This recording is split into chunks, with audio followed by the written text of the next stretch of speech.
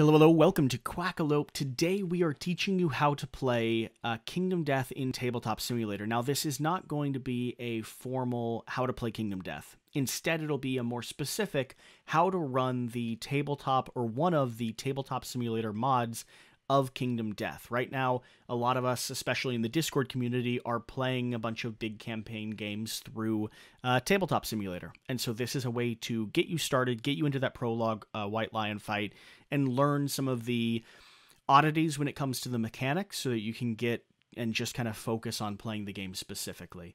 I'm joined today with Jan, who is Quackalope adjacent, a goose in some regards, and Successful Geek, who is not only a Patreon, subtle plug for a Patreon community that we have active and you should probably go join, but also Successful Geek is the cornerstone, my rock and foundation when it comes to Tabletop Simulator. Thank you for being here, sir. Thank you for having me. Excited to be here and help everyone learn how to play Kingdom Death on Tabletop Simulator. Like, I know you know way more about the rules of the game than I do, so I probably make tons of rules mistakes, but at least I know how to set this up, and I'm hoping to share this with more people and get them in. Like, this was my introduction into Kingdom Death in general, and this is how I discovered that I really enjoy the game. Yeah, I'm just going to say that I wish this was my introduction to Kingdom Death, because from what you've described, it sounds amazing. And I'm going to say I still love my big black box on the table, or my custom wooden box on the table, but if I'm forced to play Kingdom Death with friends online, I'm also okay with that. That being said, this is still a scrappy operation, so if you hear dogs barking in the background, just imagine three beautiful Great White Pyrenees, just with flowing, gorgeous hair cresting over a mountain range, and that'll help you take you out of this dark expanse. I know Jan has a bit of a format he wants to follow, and I just sort of want to learn how to play this, so I will let you guys take it away. Yeah, so let me know if you have questions while I'm going through this. I want to get to the gameplay portion as quickly as possible. There's a little bit of housekeeping that we need to do first. So when you first come in here, you might not be seated at one of these three characters. And so this will always be the three character spots. Because you always play Kingdom Death with 4 characters out, whether you're playing solo or up to 4 players. The first thing you want to do is change the color of your character or of your player or whatever by clicking your name in the upper right hand corner and choosing one of the 4 colors to be. And that's how you take a seat at that spot, basically. And then once you do that, that's how you can actually control everything in the game. So that's the first step that you're going to have to do. And that's after you find it on the Steam Workshop, right? Yeah, so the way you'll get this mod, it's actually in the Steam Workshop under Tabletop Simulator, and it's called Kingdom Death with Community Content. Just search for Kingdom Death, and you'll find a bunch of Kingdom Death mods. The specific one that we're playing here, it's the one that actually is supported with community content. Mm-hmm. Cool. Okay. And what does community content imply? Is that Jesse, like the person that we interviewed the other day? Yeah, community content is going to be a mix of stuff created by kind of the fan-driven community. I'm not sure if this is going to have Fen stuff in it. It certainly might. I know it will definitely have the stuff from, I'm trying to remember, Revel911, trying to remember his Discord name. That's fantastic. All of his kind of community-driven stuff I know has been ported into here, so you can play things like the Storm Knight, you can introduce new hunt events and things like that. Oh, that's so cool. Yeah, I'm still fairly new. I'm only up to Lantern Year 7 on my first Kingdom Death playthrough, so I don't even know what any of that stuff is, but I'm having a blast, so happy to at least help you guys get started. Community content is one of those things that after you've played a few, there might be things you want to play immediately, but I'd say play Core KDM to start, and after you have a decent experience with the first quarter of the game, because you'll never make it to end game, that's when you start going through and you start mixing it up a little bit. It just helps make it messy, give you new Nemesis, or gives you new prey or quarry monsters to actually show down with. It just provides more for a game that you already like, and it's really well done, but it's not a starting thing. Sounds awesome. So Geek, we stopped talking right there when you were talking about choosing your player color. Mm-hmm. Yeah, so the player color doesn't really matter other than to kind of indicate which miniature you're going to use, which if you zoom into the Showdown board right here in the middle, you'll see there's 4 little miniatures. And there's also a bunch of note cards. The note cards kind of tell you about the features, what each of the character figurines represent, how to set up a showdown and hunt, and how to the different card decks and stuff, and the special scripting features that are involved there. Usually one of the first things you're going to do is you're going to be like, okay, what color am I? this is the figure that I want to use. One of the things that's neat about this mod is each of the figures, you can set it up to be one of the 4 different figures that compared to what it is. So for example, I'm green.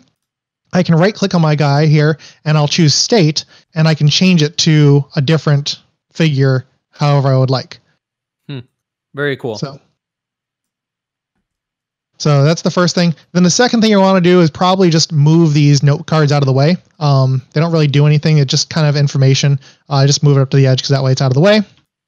And then over to the left of the board, you'll find a little area like it's like this black box here where you can actually start bringing in rules.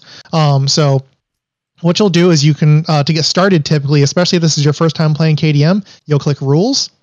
And then that'll bring the little rule book in and you can start reading through the basics and stuff because this is, from what I understand, this is the best way to start experiencing KDM is just read through step by step until you get to the, okay, it's time to set up the monster, which would be in the prologue. If you're brand new, which again, this isn't a how to play. If you're brand new, the prologue White Lion fight is going to be definitely the best way to start walking through the game. And just like Successful just said, do it step by step, read through it, take your time, and then dive into the core rules. When it comes to people who are already experienced with the idea of maybe KDM on a physical table, this won't be as necessary. This will just be kind of the ground zero.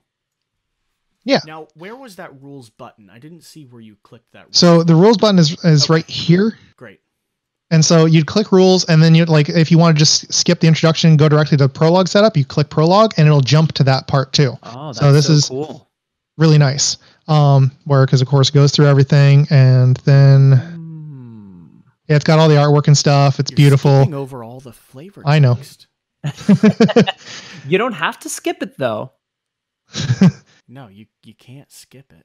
Obviously, prologue obviously is the story. First story is the actual. I think that's the first fight, right? And yeah, so, Geek, I have another follow-up question to this. So everything's divided here in this prologue into these different chapters. Are the chapters themselves subdivided into each of the specific subcategories within them, like each different monster or the different phases of the hunt phase, or is it more like you click on monsters and it just takes you to the general portion of the monsters page? Well, so this is a little bit different. So the way it works is this is the introduction for basic rules, right? Then if you have different, say you want to set up a hunt for a specific monster, you'd maybe go to Showdown Setups, and this has all the different monsters over on the right side, so that way you can skip to whatever section it is. For example, the White Lion, and it shows you, hey, here's the setup for the Showdown. Wow. Then you can go to Hunt Events. If you're rolling on the Hunt Event table, then you just click Hunt Event, and there's the subdivided chapters for the hunt events. That is fascinating. Okay, that's really cool. So essentially, the rules at the very beginning are just going to be like the prologue and the general events, and then for the actual rest of the book, it is subdivided into the overall categories right above. Yes. Excellent. That is really interesting. Love it. Yeah, one of the things I've been using in the core rules section is this glossary section down here. When I click glossary, you can see there's all the different terms and stuff, which has been helpful for me as a new KDM player. And is there any other area where this rulebook might be, like in case more than one person wants to read the rulebook at the same time? And is there another? Yeah, there's actually 3 locations for the rulebook to show up. There's the one I just showed you, and there's also this one down here. And then there's one over on the right side as well down here. Perfect. So everybody can start reading whatever questions they have by themselves by following the exact same step. Yes. And the other thing to note is this rulebook, from what I understand, is still the 1.0 rulebook, so it's not the 1.5 rulebook. I don't know what the difference is, but down in the very bottom left, there's actually a link to download the full 1.5 rulebook, so you can actually read those rules and play however you want. It just doesn't have all those nicely subdivided chapters and stuff like that. I wonder why they haven't updated the mod with the 1.5. That seems like it should be. It's probably just a bunch of work, because this mod also hasn't been updated since 2019, I think. So It's been about a year since because people get busy, and I understand that. So sure. I'm appreciative of everything that they already have in here. Yeah, of course. And if you're already playing similar to me, like I might have the book just sitting next to me just so I can flip through it as well. And that's going to be the 1.5 version anyway. Yeah. Okay, how do we continue? So we have our rules and kind of accessibility area here. Yeah. So the next thing you're going to do, especially when you're first starting a game, is you're going to look up here on this little shelf that's up here. This is your current quarries. Now, obviously, the first hunt for your prologue hunt is going to be the White Lion. There's the White Lion right there. And the way you get the board set up and ready for the White Lion is you just click him and drag him over to the next part that's up here, you won't use the hunt phase for the first fight, but you will use the showdown phase. So you just put him on the showdown phase little area. And then if you watch the board, you'll actually see all sorts of cards flying around and stuff moving around and getting all set up for you. So that's one of the things I love about this this mod is it just sets up so much stuff for you. So that's really cool. That is fascinating. Wow. Okay. So it's already set up the board. It's set up if there were any terrain, it would set up the terrain. It would set up the hit locations. It would set up the monster AI deck. Basically everything is ready to go. Yes. Well, it doesn't fully set up the monster AI deck. So when you first load in also, it'll actually have right here, it'll have the prologue white lion AI deck already set up for you, whether you're set up for a white lion hunt or not.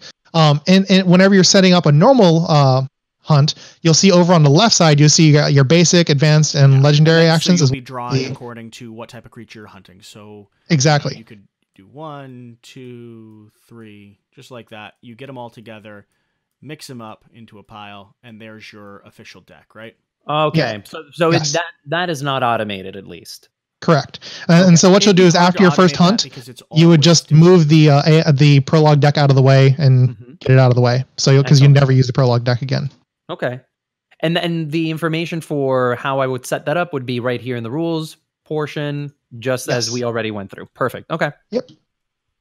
So the other thing to note is it does have an area where you can set this up manually, but right here, like this information. So for example, I know that the white lion's movement is supposed to be 6, so I can increase this to 6 just as a reminder, so that way I can always see, okay, how far do I need to move? And then if he takes damage or something happens where he can't move as much, if I reduce this down, it actually, I think it gets a little bit shorter each time you do it. So that's kind of just to help you figure out how far he can move. Then you can also put his toughness. That way you don't forget what his toughness is going to be. I can't remember off the top of my head. I need to look at the rules over here. 8 toughness for the white lion, which the prologue might be a little bit different if I remember right. White lion's going to be 6 toughness. That's right. Which would be, I think, in that rules first story. I think that's where it's listed for that setup. Again, this isn't a how to play. Most people that are watching this have played the Kingdom Death. I mean, they've at least dove into the main campaign, or they could find ways to do so. This is about this TTS mod specifically. Yeah, and so having these references up here and stuff is super, super helpful, just to remind you, hey, here's how stuff works. Here's how you do, or here's what you need to do to hit it. Here's how far you can move. Which brings us down to our character sheet. So let's go ahead and take a look at our character sheets now. We all have our own character sheet. Obviously, the first thing you would do is you would name your survivor. What you'll do is you'll zoom into your survivor a little bit, and you'll click right next to name. There's a little, very small, but you can click the edit button, and that'll bring out a little token. And what you do is you right click on that token, and down at the very bottom where you'll see actually unnamed survivor and like the description, you'll edit that description to whatever you want. So for example, I'll go ahead and change mine just so you can see what happens. You edit it, you click out of that box, and then you click the edit button again, and that'll update it. So that's a little weird, but that's kind of how you rename it. So let me know if you have any problems with that. I don't think I got mine to work. I typed it in, edit my description. And then you'll click the edit button up here again. And there we go. There you go. There. Okay, got it. And that gets rid of it, and it updates your name on there. I'm a violent goose. Then down under survival, you'll give your +1 survival for name your character. So it's really nice because it's like most of these things have pluses and minuses. You just kind of sometimes have to zoom in close enough to see them and everything. Well, and there's a little red mark that appears when you're clicking on something as well. So you'll know that you're able to interact with it. Yeah, that's how you know it's a toggle. Cool. Yeah. So the other thing that you should know about is you'll notice there's no dice anywhere, and we're going to need dice. There are symbols for dice, but there's actually no specific dice, but we have these symbols right above us. Whenever you need to roll dice, all you'll do is, let's say you need to roll 2 dice. Jesse, go ahead and click on your yellow dice thing twice. And it rolls your dice. And then also notice it says in like the chat what you got. That's cool. And then let's say you need to roll, okay, so you're going to roll your 1 dice. No, you don't even need to roll those again ever. You just click the button again. It gets rid of the old ones and pulls out new dice every time. Jesse, you failed to hit. All right. Well, listen here. There's been rumors going around that I successfully roll 1s more than the average person. And I have to reiterate, I am not the average person. I am, in fact, a duck. Ones are common. Also, can you hear those dogs cresting over the background? Yes. Yes, it's already calming my anxiety. It should be. Although they do slightly resemble a white lion, so. Oh, now you made it worse. So here's the other thing you're going to want to know about your character sheet and stuff. As you're doing things on your character sheet, one of the things that I like to do is all these little colored tokens. I like to bring them up and just put them kind of in a row. So that way they're all side by side. So that way it's one location that everyone can see. And so when you take your action, you just flip it over to indicate, okay, that character has acted. So whether you're playing solo or with a group, it's easy to in Tabletop Simulator, there are a ton of helpful key commands and key phrases. We're not going to be able to go through all of them, but things like F will help you flip. WASD is going to be kind of moving and zooming. Your mouse scroll wheel can zoom in as well. You're going to be holding Option on mine. It's Option to see Alt something. on Windows. Alt on Windows. Shift to flip that upside down and see the back of it.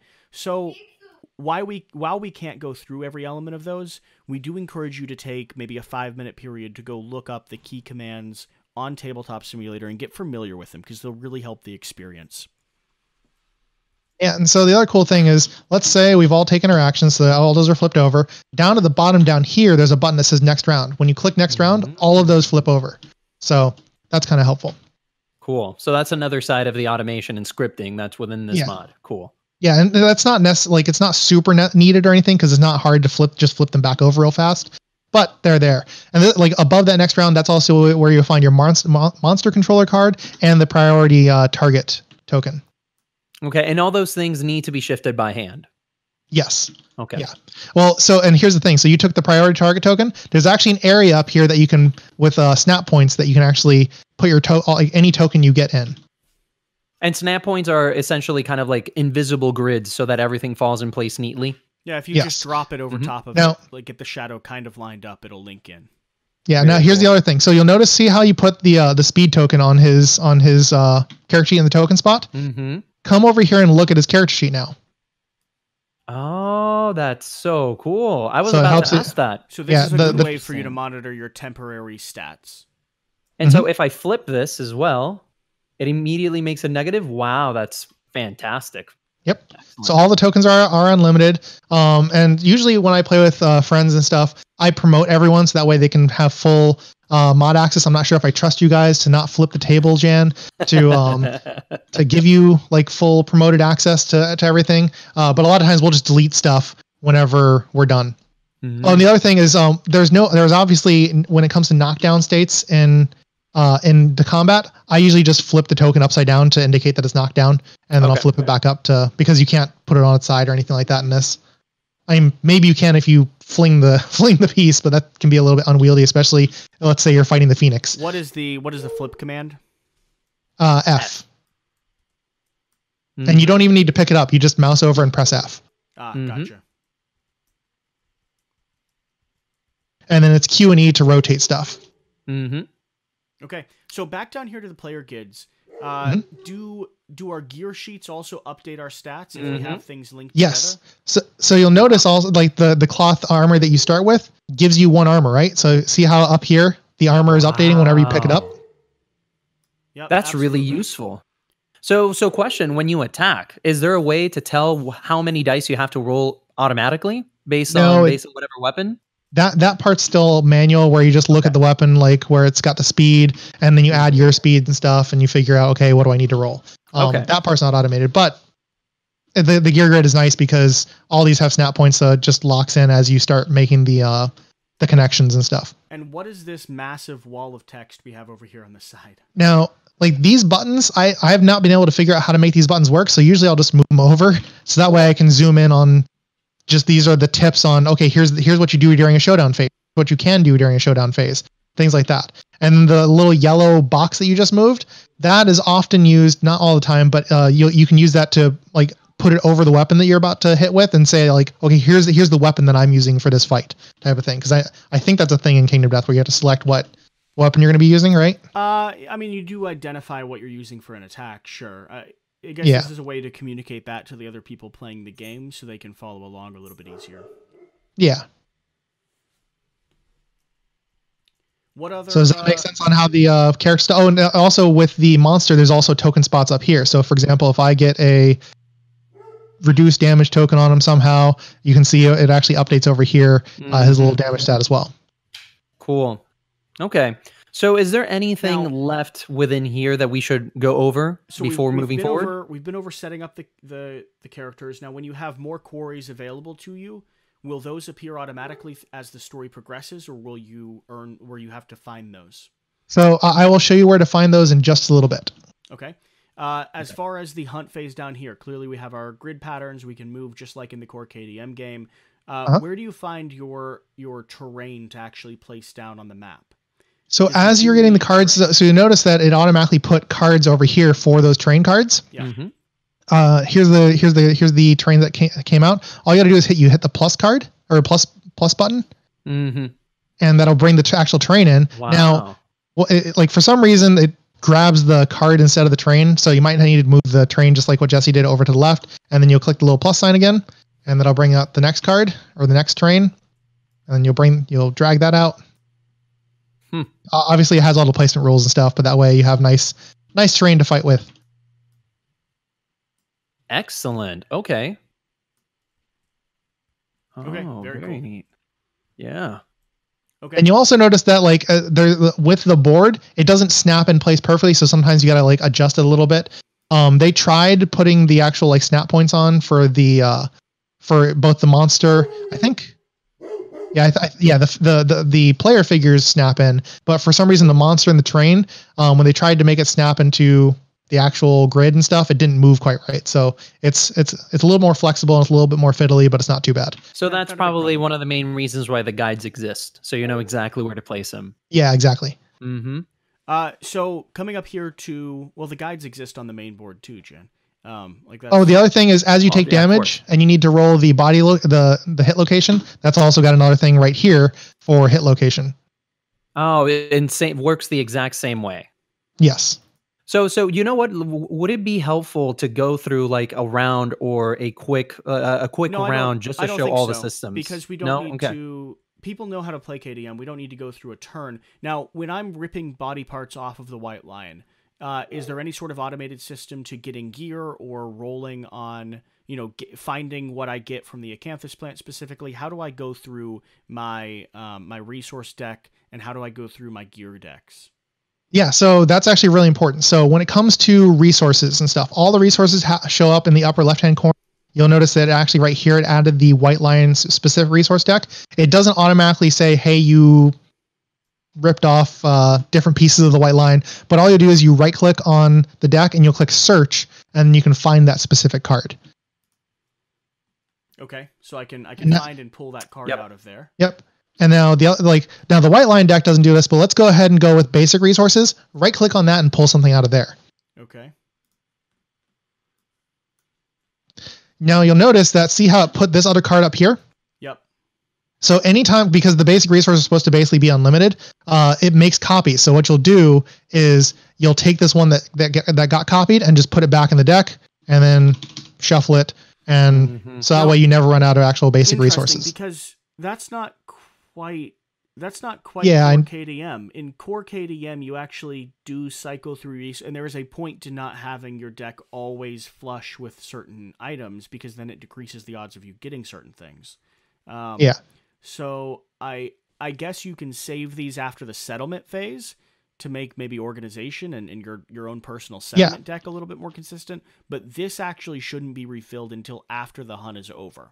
Well, then that's fine. So you could just leave it up here. I don't know how big the basic resource deck is supposed to be, but you could just leave it out of the deck until after your entire sequence is done. Oh, yeah, definitely. That's definitely the case. And the White Line stuff would have to go back into this core deck, right? I suppose a new core deck would spawn after a White Lion encounter happened. I assume the basic resource deck would stay up here. The basic resource deck, the strange resource deck, and the vermin deck always stay up there. And that's probably why they auto-generate cards, whereas the White Lion deck just gets generated when the White Lion quarry is selected. Yeah, because it brings it out from, there's a box over in the top left, and that's where all the different cards are stored. It just automatically pulls it out for you. How do I do the same thing if I find, let's say, a bone blade by searching in a body? Okay, so gear is over here. So it's kind of the same way. So for example, like this is the Bonesmith. You can, I don't know how much spoiler this is to flip these cards, but this is the Bonesmith gear, Skinnery gear, Organ Grinder gear. And you'll notice that when you pull one out, see how it's making copies. Now, the other thing that happens though, when you do that is you need to pick up these two cards again and put them back into the deck. Because it drops the copies right on top, but it doesn't make them a part of the deck. So you got to pick them up again and put them back in, basically.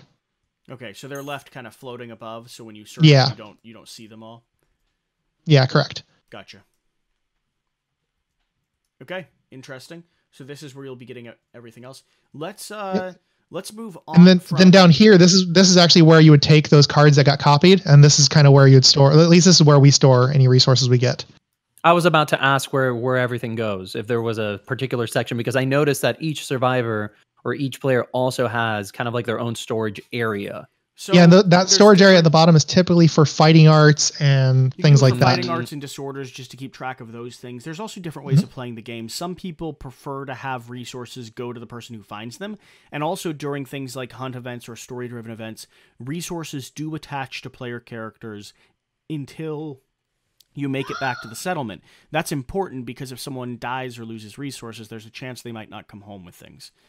Yes. So, but it really just depends on the situation. Like, for instance, if I search a bug patch, that bug is mine. If I'm forced to consume it, then I would have to eat that bug that I'm carrying. Mm-hmm. Okay. So you were saying, Geek? Yeah, so the next thing, let's say we defeated the White Lion and stuff, and we're heading back to the settlement, or even for the first time. Yes, all you'll do is you'll take the quarry, and you drag them off of there, and you'll notice it put all the train cards away and stuff. It doesn't actually get rid of this train, so the train you'll actually have to get rid of manually. Okay. Is there a quick button to press, like maybe like a right click and put the source or something like that? What do you mean? Well, if you have mod control, it's right click and delete. Okay. Yeah. Okay. Yeah. Or you just mouse over something. As long as you make sure you have the correct thing moused over, you can press the backspace key also, and that'll. Where did you drag that White Lion again?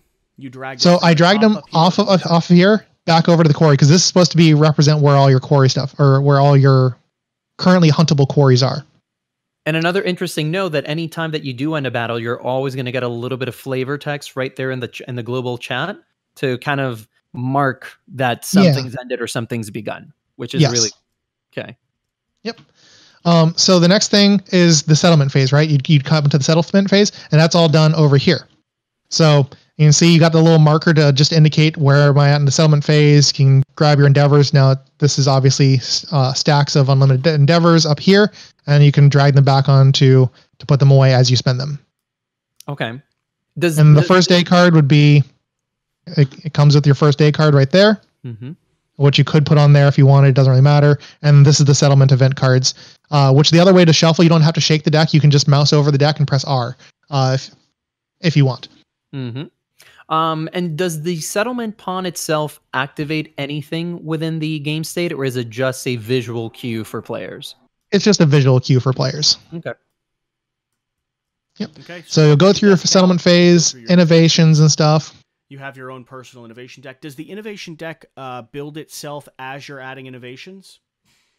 No. So the innovations in a box are up here. So what you'll have to do is you'll have to right click, search it, and then bring it down to this deck, because in this lower innovations deck is what you'll draw from. So it won't automatically build. Okay. Departing survivors, we have the modifiers that they get. Now, does this automatically update or no? Let me show you. So before you even get to that, when it comes to innovating, you'll see this area up here is where you can put all your innovations, right? Mm-hmm. So I'm going to go ahead and grab an innovation. I will grab one of the ones that, let's say, has none of the innovations give departing survivor. Oh, here we go. Departing survivors gain +1 survival. We'll go ahead and pull out ammonia. So I'm going to pull out ammonia, just set it here for a second, and I'll close this. And then it goes into language consequence, right? Or it's a science. Yeah, so it's science, so it'll come up here. So what you do is you just put it up there. And then, unfortunately, like the departing survivor bonuses don't update, but you can say, okay, give me +1, so that way I don't have to always look at the cards. I can just click it there, so that way I can always remember as I'm getting to that departing step, okay, what do I need to do to get my survivors? Mm-hmm. Sure. Okay. So after you've gone through this, you might set up new things. Where do I find monsters? Let's say we're at the butcher now, and we're ready to do a special, or we're ready to do a showdown. Yeah, so anytime you want to find a new monster that you're going to pull out, there's actually a box right up here. So what you'll do is you'll right-click on this game box, and you'll click search, and all the different monsters are in there. Oh, that's really cool. Okay. So, for example, and then you'll pull them out, and you'll put them up on the and all of those the showdown have phase. The same, like, build the decks, like get you ready to run back from the hunt phase. So, or back to the showdown phase. So the one thing that we still need to touch base on is going to be the hunt phase itself, and I assume that's going to be this location over here. Yeah. So, for example, let's go ahead and move him off the thing, and let's say, okay, I want to actually go hunt white line. What you do is you'll move him over to the hunt area, which is up here, and it sets up your whole hunt board automatically for you. And it shows you where it generated the resource deck because you need that on hand. Send up the hunt board, and you can just start flipping through this process, right? You'll bring it's got a little token here just to let you know, okay, here's where I'm at, and you can see where obviously the creature's at. Then once you're done with the hunt phase, you just move him from the hunt area that's up here over to the showdown phase, and it does the normal showdown like set up like normal. And we have two custom little dice down here for you to roll on the hunt for the hunt table. Yep. And if you mouse over each one of them will say 10s and one of them will say 1s. That way you can easily indicate, okay, so this is 70. Mm-hmm. And this will, and just to be clear, this will be done for every single quarry, every time. Anytime you're doing a hunt, yes. Which usually you hunt before you have a showdown. Mm-hmm. Excellent. That's really cool. Yeah. Any other major things that we're overlooking here in terms of getting people up and so the other important thing that we didn't talk about with the settlement is how do you manage your settlement? All like who are the survivors in that settlement? That right? Oh yeah. So that's actually down here in this section here, right here. So you can write the player names and stuff if you want. Once you've got your player names on here and named your settlement or whatever, you can right click on it and change the state to 2. So go ahead and right click on it and change the state to 2. And now this is where your actual settlement thing is. So you can mark off your years as you do them. And of course, the timeline events, the story special events and everything, that's over again in the rules book. There's actually timeline events, triggered events, hunt events, all that stuff is over there in the rule book. Now, are you able to edit? You need to be able to put text in here, right? Are you able to do that? Yes. So what you do is, someone's typing in there, so you already figured it out. So you highlight and then you just start typing. Is that how it works? Pretty much. Okay. Excellent. And so, Geek, this is a general question, especially for people that they might not be very familiar with Tabletop Simulator. All this information, especially games like KDM that are campaign driven, does the game save at all? Can you come back to this with everything in the exact same place? How does managing that information work? So the way you'll save it, and I'll go ahead and promote Quackalope so he can do this, that way he can get it on the recording, but I'm going to go ahead and promote. The last few things that I noticed, we have our trauma section down here, just in case you take some critical wounds or disorders. Yes. Where's our disorder deck located? Sorry for interrupting that. So no worries. So at the top of the showdown board, you got tactics, severe injuries, disorders, disabilities, fighting arts, and secret fighting arts. And then what are these random like gear storage, weapon storage, settlement survivors? Yeah. So as you're creating, obviously your settlement and stuff, you're going to get more survivors, hopefully, than what die and stuff, because that's how you can keep growing. Because KDM is not just about the specific survivor you're taking out; it's more about the actual community that you're building, right? Mm-hmm. So what you're going to do is anytime you need a new survivor, right here, there's a little thing where I can pull off new character sheets. So you just click and drag and pull one off, and then there's a new survivor there. Now here's the other thing. So let's say like what you're going to want to do anytime you update something where it's like, okay, the max survival of any of my new characters is now going to be 5, and they're going to always start with 1, and they're going to always come out with movement 6, and maybe they're all going to have +1 strength or something. Let's say like that's the new default. What you do is when I have this over here set up like that, I'll right click on this, the new area right here, and I will click reset. Then once you click reset, you drag that sheet over back on top of it, and it'll pull it right in. Come on. Oh, I thought I clicked reset, but I guess not. Reset. There we go. You drag it in. and it pulls in. So now when you pull off new survivors, that's the new default. Interesting. Now the other thing that I want you anywhere, in case somebody doesn't remember the exact steps, like through these small sheets here. Yeah, it's like I had to figure that out on my own because it says feel free to customize using reset feature. I had no idea what that meant until I just kind of figured it out. Okay. The other thing about these survivor sheets that's really, really cool. So let's say I'm just going to grab a couple of fighting arts and grab a disorder. And let's say you have these three things on a character. So I'm going to bring it down specifically for this one. But let's say like I don't want to go on a hunt with this one for one reason or another. So I need to store it somewhere. That's where these bags down here come in handy. But how do you store all these cards with this and stuff? Like how do you store it with the character? What you'll notice at the top of the character, there's a little minus symbol. Mm-hmm. So click the minus once. Now it's a smaller version and it acts as a bag. So I can actually take the cards and drop them into there. Whoa.